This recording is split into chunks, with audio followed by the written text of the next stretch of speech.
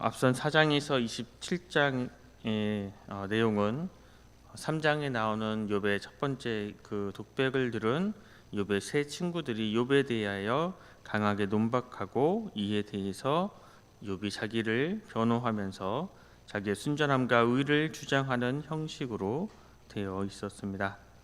욥과 친구들 간의 세 번에 걸쳐 아주 격렬한 논쟁은 등장인물과 관계없는 지혜에 대한 찬가를 기록한 어제 본문인 28장으로 이제 멈췄습니다. 그리고 이어지는 29장에서 31장에서는 또 다른 논쟁이 전환점이 되는 욥의 두 번째 독백이 시작됩니다. 총 98절에 달하는 이 욥의 두 번째 독백은 앞선 친구들의 논박과 지혜에 대한 찬가를 염두에 둔 것으로 이전에 첫 번째 고백이나 친구들의 논박에 대한 변론의 말보다는 안정적이고 차분한 논조로 진행됩니다. 그러나 여기서도 욥은 아주 심한 또 감정의 기복을 보이기도 합니다.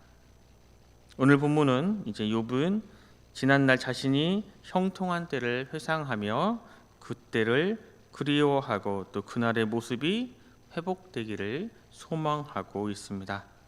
먼저 오늘 본문 1절에서 4절 말씀을 함께 읽겠습니다. 본문 1절에서 4절 말씀입니다. 욥이 풍자하여 이르되 나는 지난 세월과 하나님이 나를 보호하시던 때가 다시 오기를 원하노라. 그때는 그의 등불이 내 머리에 빛이었고 내가 그의 빛을 힘입어 암흑에서도 걸어 다녔느니라. 내가 원기 완성하던 날과 같이 지내기를 원하노라. 그때에는 하나님이 내 장막에 기름을 발라 주셨도다.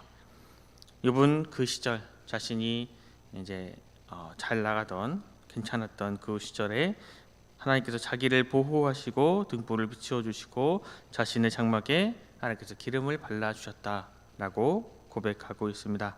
그런데 지금은 아닙니다.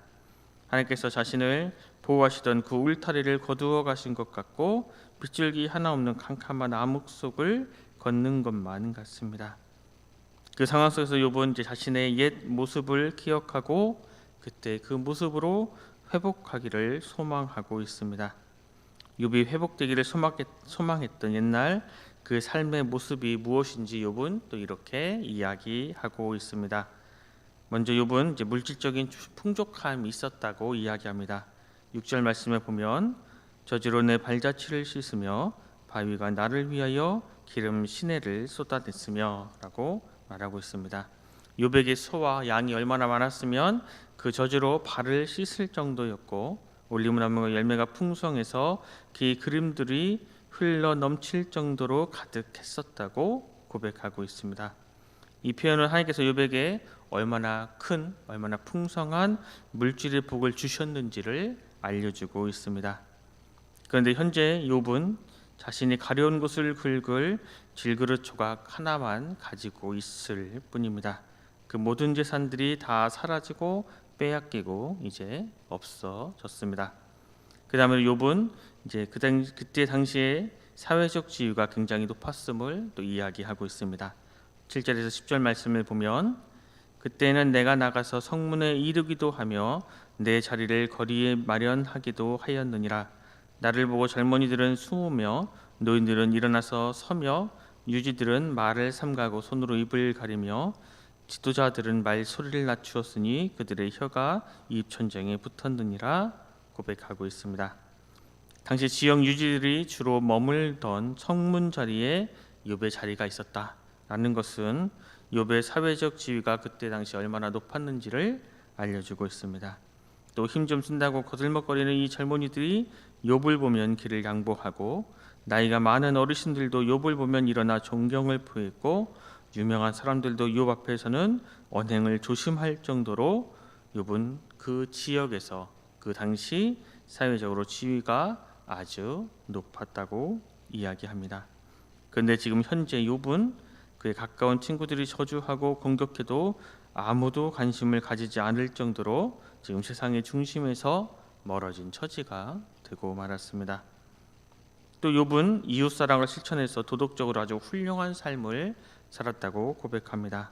11절에서 15절 말씀에 보면 귀가 들은즉 나를 축복하고 눈이 본즉 나를 증언하였나니 이는 부르짖는 빈민과 도와줄 자 없는 고아를 내가 건졌음이라. 망하게 된 자도 나를 위하여 복을 빌었으며 과부의 마음이 나로 말미암아 기뻐 노래하였느니라. 내가 의를 옷으로 삼아 입었으며 나의 정의는 겉옷과 모자 같았느니라. 나는 맹인의 눈도 되고 다리 저는 사람의 발도 되고라고 고백하고 있습니다. 욥은 그때 당시 가난한 자들과 고아와 과부의 후원자가 되어 그들을 빈곤에서 건져냈고 자신에게 베풀어 주신 우리 하나님의 그 물질의 축복을 혼자서만 누린 것이 아니라 그 축복의 통로가 되어 마치 사막 한가운데 만들어진 수로와 같이 메마른 곳에 필요한 물질을 전달하는 그 역할을 또 감당했으며, 또 맹인과 다리 저는 사람의 눈과 발이 돼서 그들을 돌보는 삶을 살았다고 이야기합니다. 그런데 지금은 본인이 아주 사회의 약자가 되고 연약한 육체를 가지게 되었는데도 불구하고 욥의 그러한 가난을 채워주거나 빈곤을 채워주거나 욥의 그 아픈 피부, 가려운 피부를 위해서 기름을 발라주거나 치료해 줄 사람이 지금 현재 단 한 사람도 없습니다. 그 다음에 욥은 약자의 편에 서서 사회적 공의를 세우는 역할을 했었다고 고백합니다. 16절 중반에서 17절 말씀을 보면 내가 모르는 사람의 송사를 돌보아 주었으며 불의한 자의 턱뼈를 부수고 노획한 물건을 그 일세에서 빼내었느니라 이야기합니다. 잘 알지도 못하는 사람이 어려움에 처했을 때 보통은 모른 척합니다. 하지만 욥은 모르는 사람의 송사를 해결해 주기 위해서 그들의 송사를 돌봐 주었고, 또 불의한 자가 힘으로 무엇을 빼앗은 것이 있다면 마치 경찰처럼 그들을 벌하고 빼앗은 것을 주인에게 돌려주었다고 이야기합니다. 그런데 지금 욥은 현재 새 친구에게 무고하게 공격을 받고 있음에도 불구하고 그 누구도 욥의 편에서 도와주는 사람이 없습니다. 자신은 과거에 그렇게 많은 사람들에게 은혜를 베풀었음에도 불구하고 지금 현재 자기 혼자 약자의 편에 스스로를 변론해야 하고 있습니다. 또 마지막으로 욥은 마을 사람들에게 훌륭한 스승이었다고 이야기합니다. 21절에서 22절 말씀에 보면 무리는 내 말을 듣고 희망을 걸었으며 내가 가르칠 때에 잠잠하였노라. 내가 말한 후에는 그들이 말을 거듭하지 못하였나니 나의 말이 그들에게 스며들었음이라 라고 고백합니다. 욥은 지혜자가 되고 또 위로자가 되어서 많은 사람들에게 교훈도 주고 또 위로도 주었습니다. 그런데 지금은 그 누구도 이 깊은 순환, 고난의 수렁에 빠진 이 욥을 위로해 주거나 또 건져내 주는 사람이 없습니다. 오히려 저주와 악담을 퍼붓는 새 친구가 전부입니다. 이상의 욥이 아름다웠던 지난날의 모습을 지금 스스로 고백하고 있습니다. 봄철 너무나도 아름다웠던 그 목련화가 떨어진 자리는 참으로 처량하기 그지없습니다. 마치 욥의 모습이 그러한 것 같습니다. 너무나도 아름다웠기에 현재 욥의 외면적인 모습은 너무나 초라하고 비참하기 짝이 없습니다. 이러한 욥의 모습을 보면서 우리는 이러한 사실들을 깨닫게 됩니다. 먼저 아름다운 꽃잎도 언젠가 땅에 떨어질 때가 있다는 사실을 깨닫게 됩니다. 우리 인생의 꽃잎도 떨어질 때가 있습니다. 오늘 본문에서 하나님과 동행하며 또 이웃을 참으로 사랑한 삶을 살았던 욥의 인생에도 고난이 찾아왔습니다. 그렇게 하나님 앞에 정직하고 성실하게 살았던 이 욥의 인생에도 참으로 큰 고난이 찾아왔습니다. 이것을 볼 때 그리스도인의 삶에도 얼마든지 참으로 큰 고통이 찾아올 수도 있는 것입니다.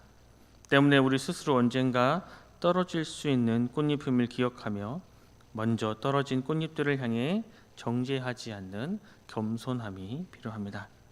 지금 내가 신앙생활을 잘하고 있고 또 자녀들도 잘 살고 있고 직장에서도 인정받고 여러 가지로 부족함이 없는 삶을 살고 있는 그 순간에도 하나님께서 우리를 둘러싸고 있는 그 울타리를 거두어 가시면 하루아침에 그 모든 것이 사라질 수 있는 것임을 우리는 기억해야 합니다. 그래서 오직 우리에게 주어진 하루하루의 인생을 겸손하게 또 묵묵하게 걸어가는 모습이 우리에게 필요한 것입니다. 또 꽃이 진 자리에는 열매가 맺힌다는 사실을 또 우리는 기억해야 합니다. 꽃이 지면 참으로 서글퍼 보입니다.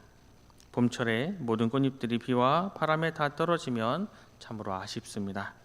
그런데 꽃이 져야 그 자리에 열매가 자랍니다. 마찬가지로 우리의 인생에 건강의 꽃잎이 떨어지고 물질의 꽃잎이 떨어지고 사랑하는 사람의 꽃잎이 떨어지고 또 믿었던 꽃잎들이 하나씩 떨어져 갈 때에 하나님께서는 그 아픔의 자리에 열매를 준비하십니다. 우리는 오늘 본문을 보면서 욥이 참으로 잃어버린 그것들을 바라보면서 아쉬워하지만 고난을 당한 욥의 고백들을 보면 점점 중보자 예수 그리스도와 다가올 하나님의 나라에 대한 깊은 소망으로 채워져 가는 것을 볼 수 있습니다.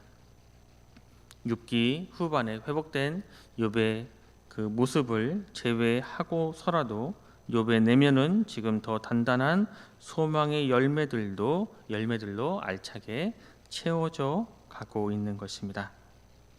마지막으로 우리가 또 기억해야 할 것은 내가 도움을 준 사람들이 반드시 은혜를 갚는 것이 아니라는 것입니다. 욥은 축복의 통로가 되어서 하나님께서 베풀어 주신 그 물질의 축복들, 여러 가지 축복들을 수없이 많은 사람들에게 나누어 주고 도움을 주었지만 욥이 지금 처량한 신세가 되었을 때 고난과 역경을 당하고 있을 때에 그 누구 하나 욥의 곁에서 돕는 사람이 없는 것을 우리는 볼 수 있습니다. 참으로 큰 배신감을 느낄 수밖에 없겠지요. 그럼에도 불구하고 우리는 계속해서 하나님의 도구로 우리 자신을 드려야 하는 것입니다. 나를 내 삶의 자리에 세워주신 분이 사람들이 아닌 바로 하나님이시기 때문입니다. 은혜를 갚지 않는 그 사람들을 볼 때 우리는 좌절할 수밖에 없습니다. 하지만 그 사람들을 바라보는 것이 아니라 우리는 나를 이곳에 세워주신, 나를 불러주신 하나님을 바라볼 때에 우리는 계속해서 넘어지지 않고 좌절하지 않고 열매를 맺을 수 있게 되는 것입니다.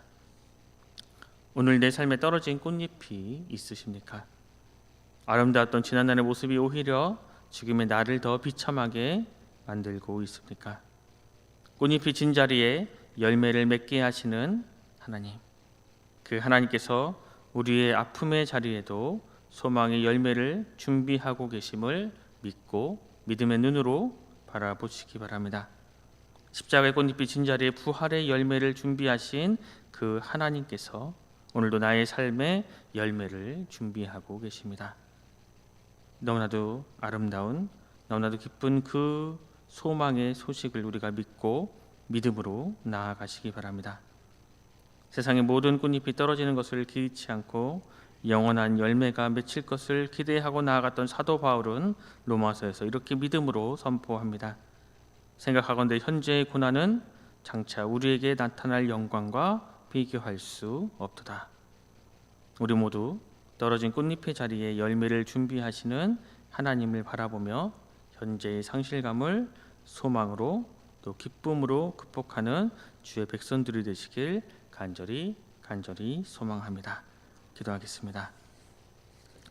하나님, 오늘도 우리에게 새로운 한 날을 주셔서 주님의 말씀을 듣고 또 묵상하며 하루를 시작하게 하시니 감사합니다. 주님, 우리는 떨어진 꽃잎을 또 안타까워하며 살아갑니다. 그런데 주님께서는 그 꽃잎이 떨어진 자리에 열매를 준비하는 분이심을 또 우리가 깨닫게 하시고 믿게 하시니 감사합니다. 오늘 이 시간을 통해 떨어진 꽃잎을 열매로 채우시는 그 하나님의 크신 은혜를 기억하며 겸손과 소망으로 은혜와 섭리의 그 인생을 걸어가기를 결단합니다. 오늘 주님 앞에 나온 이 시간, 이 자리가 하나님의 크신 뜻을 깨닫는 은혜의 자리가 되게 하여 주시고 떨어진 꽃잎보다 열매를 보는 믿음의 눈을 허락하여 주시옵소서. 그래서 그 믿음으로 살아가는 주의 백성들 되게 하여 주시고 예수 그리스도께서 오심을 또 기대하며 소망하는 이 대림절 우리가 예수 그리스도의 또 그 사랑을 증거하며 살아가는 믿음의 백성들 되게 하여 주시옵소서. 모두가 감사드리며 귀하신 예수 그리스도 이름으로 간절히 기도드립니다.